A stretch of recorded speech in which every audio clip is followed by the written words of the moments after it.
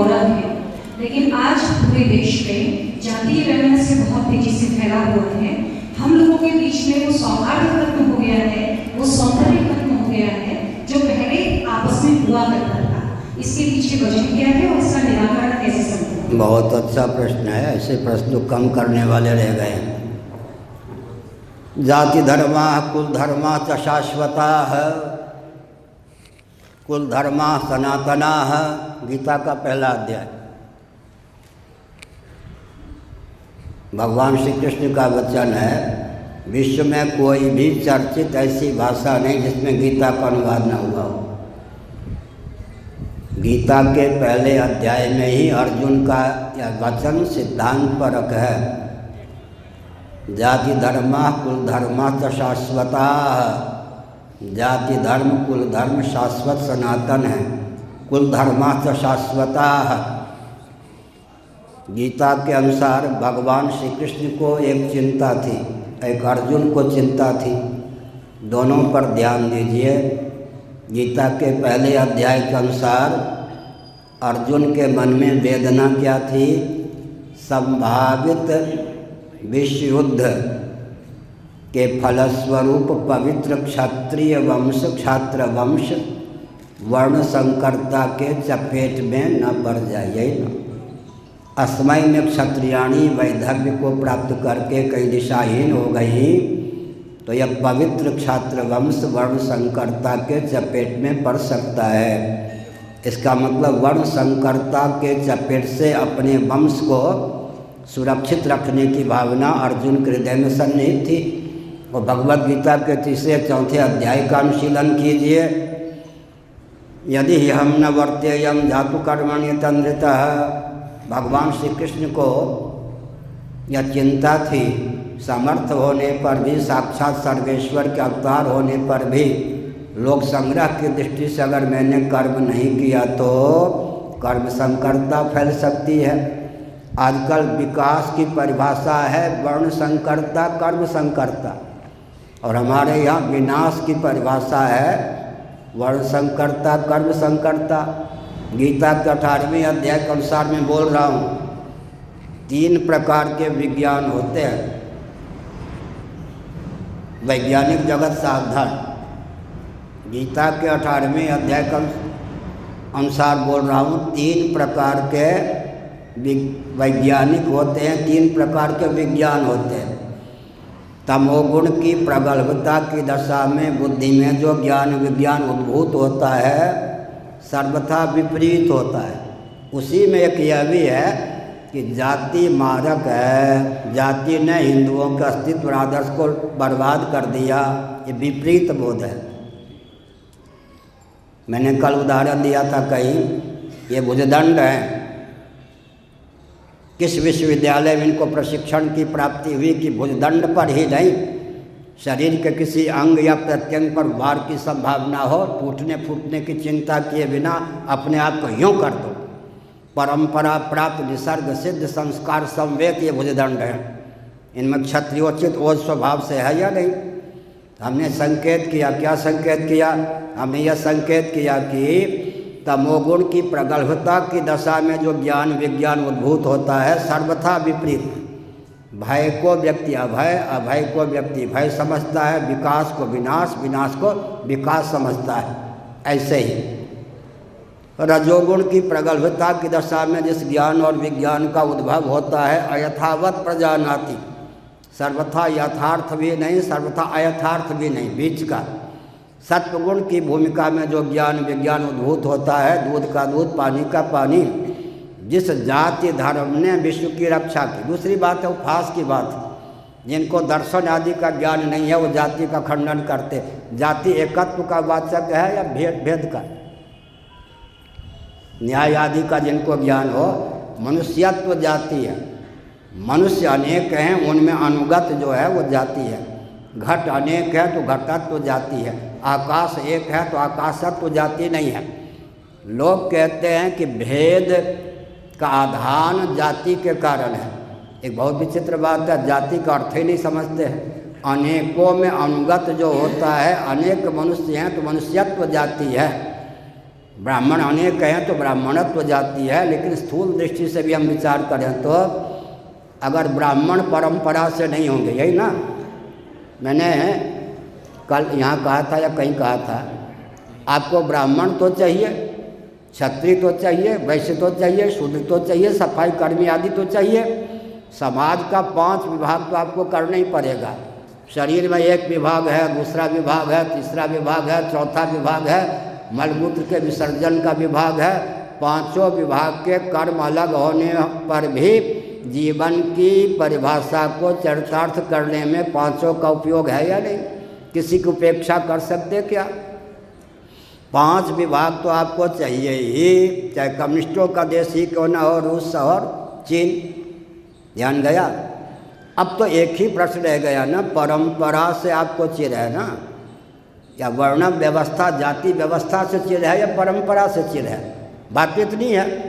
ब्राह्मण के बिना काम नहीं चलेगा, शिक्षाविद तो चाहिए। क्षत्रियों के बिना नहीं काम चलेगा, रक्षाविद तो चाहिए। कृषि गौरक्ष वाणिज्य के प्रकल्प को चलाने वाले तो चाहिए। कुटीर उद्योग, लघु उद्योग, सेवा के प्रकल्प को चलाने वाले चाहिए। 5वां विभाग अगर मान लें तो सफाई कर्मी इत्यादि चाहिए। 5 विभाग की तो निंदा नहीं कर सकते, उपेक्षा नहीं कर सकते। जो शरीर ही 5 विभाग में किसी में विसंगति आ जाने पर रुग्ण हो जाता है। केवल प्रश्न इतना है कि परंपरा से चाहिए या नहीं। इसका उत्तर बहुत बढ़िया है।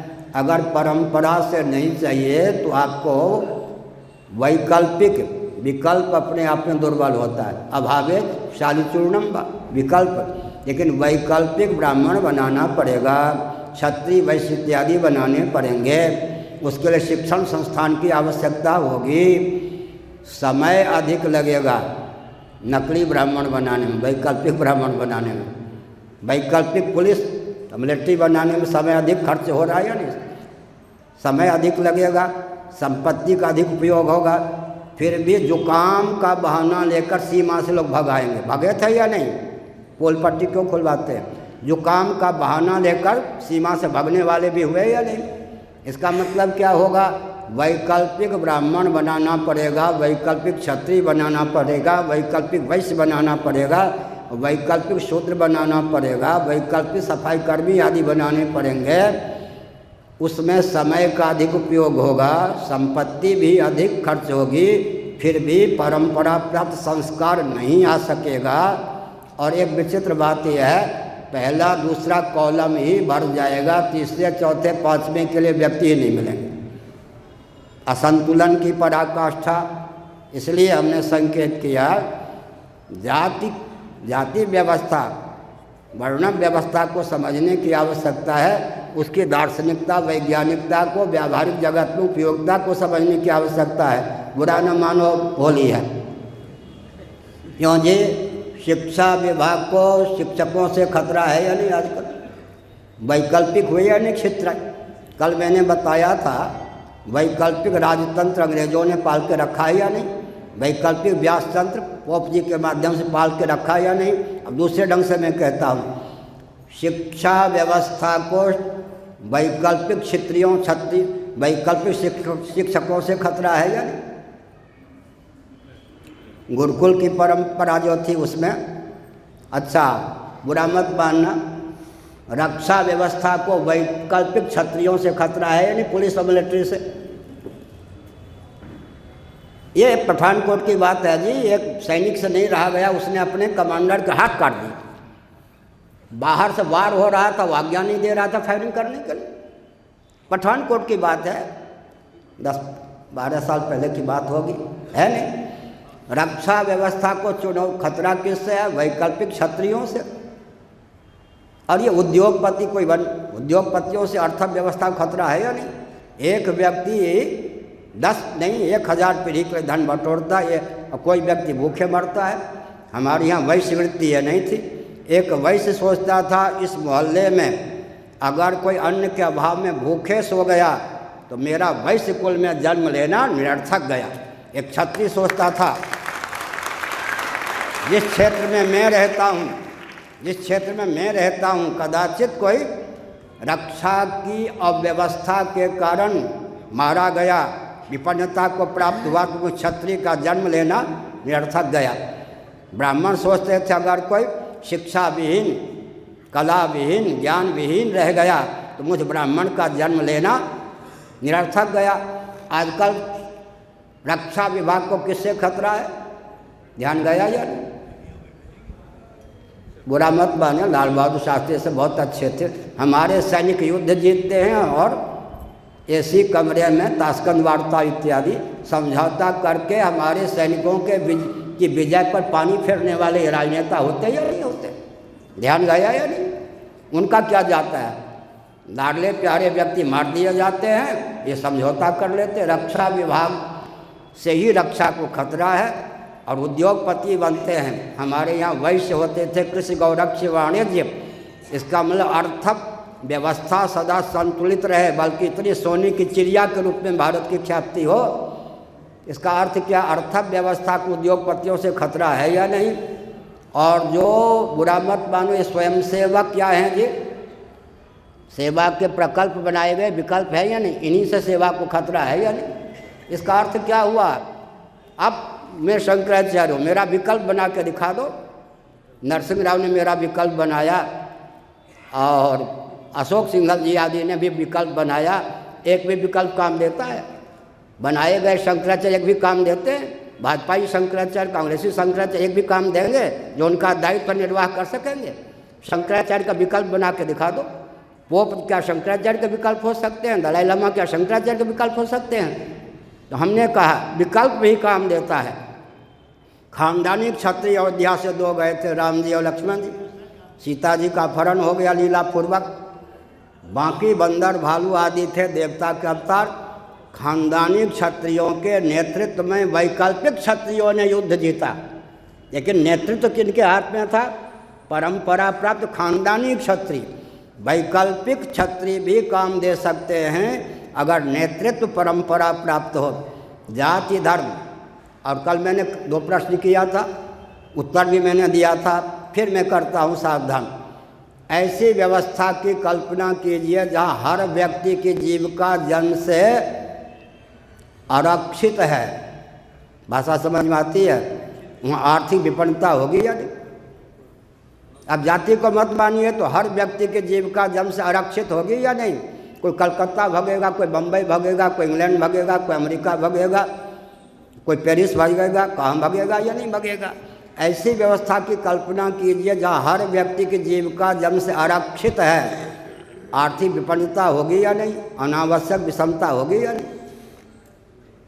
और ऐसी व्यवस्था की कल्पना कीजिए जहाँ हर व्यक्ति की जीविका जन्म से सुरक्षित है, वहाँ आर्थिक विपन्नता का कोई प्रश्न होगा?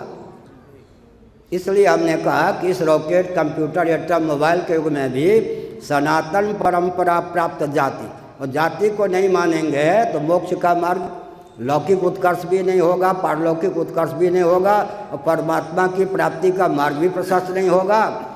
अब आप कह सकते हैं भौतिकवादी बन के, जाति निरपेक्ष बन के हम लौकिक उत्कर्ष कर लेंगे। बुरा न मानो, होली है, हम वृंदावन से आ रहे हैं, होली पर 72 से रहते हैं। एक आत्म बम का मैं प्रयोग कर रहा हूँ, कोई डरना मत। आत्म बम, एटम बम नहीं। भौतिकवादियों की पोल पट्टी खोल दूँ? बहुत से मेरे पास हैं अस्त्र शस्त्र, एक ही अस्त्र का प्रयोग करता हूँ। भौतिकवादियों सावधान। भौतिकवादी जितने होते हैं इंद्रियों में तादात्म्यपन्न होते हैं, इंद्रियों की दृष्टि ही उनकी दृष्टि होती है। और पते की बात यह है कि इंद्रियों की दृष्टि केवल वर्तमान तक होती है, भूत भविष्य तक होती नहीं। ध्यान गया? इसलिए विश्व में जितनी योजनाएं हैं विकास की, भौतिकवादियों के द्वारा कल्पित विकास की जितनी योजनाएं हैं, उनके क्रियान्वयन की जितनी प्रक्रियाएं हैं, सब वर्तमान पर दृष्टि डालकर। इंद्रियों की लाचारी है कि इंद्रियों की गति भूत और भविष्य में नहीं होती। कहाँ से बोल रहा हूँ? छांदोग्य श्रुति के 8वें अध्याय के अनुसार। इसलिए जितने भौतिकवादी होते हैं वो विकास के गर्भ से विनाश ही दे सकते हैं। अतः वर्णम व्यवस्था मत मानिए। और एक मैं और वीटो पावर का प्रयोग करता हूँ ताकि आपके पास खूब अस्त्र शस्त्र रहे। सुनो, क्या लोग पूर्व पक्ष करेंगे? मैं अपनी ओर से महाभारत की ओर से अपनी ओर से मैं एक पूर्व पक्ष कर रहा हूँ। क्यों जी? सबके शरीर पंच भौतिक हैं, क्षितिजल पावक गगन समीर। अब सांख्य योग और वेदांत के अनुसार हमारे आपके शरीर पंच भौतिक हैं। आत्मा की दृष्टि से भी एकत्व है, शरीर की दृष्टि से एकत्व है। हमारे सबके शरीर पंच भौतिक हैं। फिर ये ब्राह्मण, ये क्षत्रिय, वैश्य, ये शूद्र, ये भला क्या? इससे ज़्यादा पूर्व पक्ष कौन करेगा? इसका उत्तर सुन लीजिए। पंचभूत शरीराणाम सर्वेषां सदृशात्मनाम लोक धर्मे च विशेष करुणम कृतम यथैकत्वम पुनर्यांति प्राणस्तत्र विस्तरः। इसका अर्थ हिंदी में, सुगम हिंदी में यह है, माना कि सबके शरीर पंच भौतिक हैं, शरीर की दृष्टि से एकत्व है।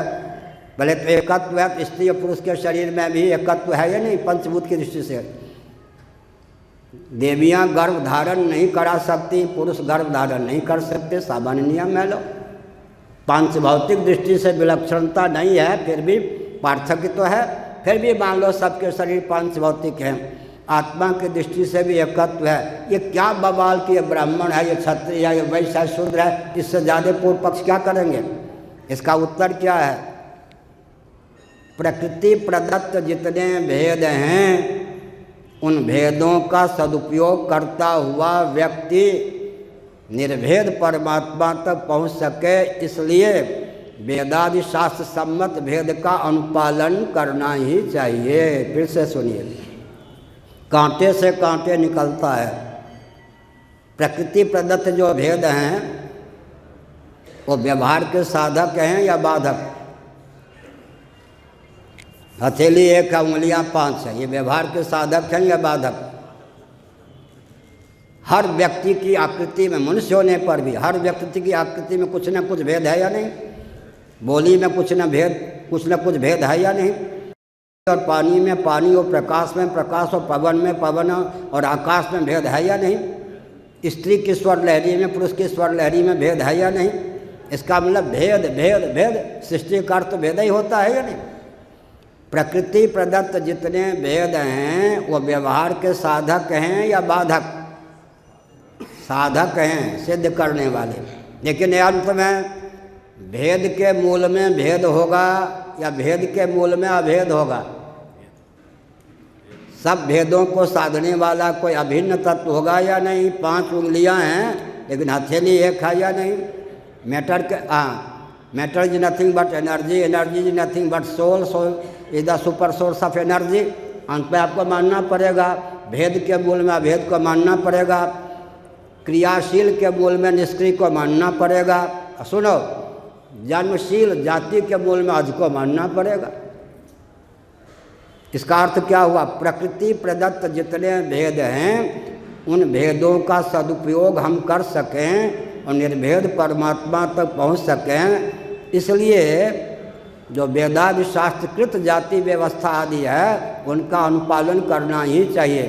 अब लगे हाथ भौतिकवादियों को 2 शाप हो गए। फिर से सुनिए, एक शाप तो मैंने पहले बताया, भौतिकवादियों की दृष्टि भूत और भविष्य में जा ही नहीं सकती, इसलिए भौतिकवादियों की जितने योजनाएं होती हैं सबके गर्भ से विस्फोट निकलता है। अब लीजिए 2 और हमने आत्मबम का प्रयोग कर दिया। हे भौतिकवादियों, तुम भेद का सदुपयोग नहीं कर सकते। जितने भौतिकवादी उनको शाप प्राप्त है वो भेद का सदुपयोग नहीं कर सकते और निर्भेद परमात्मा तक पहुंच नहीं सकते। भेद का सदुपयोग भौतिकवादी कर ही नहीं सकते। क्यों नहीं कर सकते? जिस गति के गर्भ से गति निकलती जाए उस गति की दुर्गति मानी जाती है या गति की सार्थकता?